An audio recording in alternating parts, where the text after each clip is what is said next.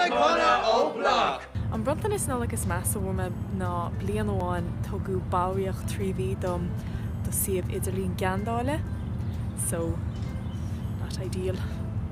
Run mé an leabhar seo a bhfuair mé an nurig dar tedal The Ladybird Book of Dating.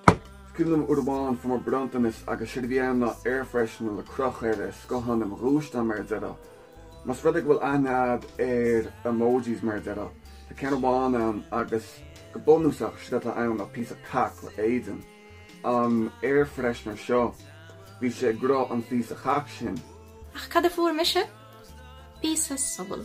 So, cuaig bliana a déag ó hin, ceannig muidir haar iPod dom, ach ní raibh sé tréis má iPod féin a rapáil agus thuirt a rástom. So le trím ma anam le you de una, ach nola go bháin a thug duine muincedom leis an litir ó seachas you. Agus dúirtí agus is fíorscéile seo. Dúirtí, well tá a gom go litrín tusa de anam le you, ach tá an ó sais mar an ggéine, so tá si go bra.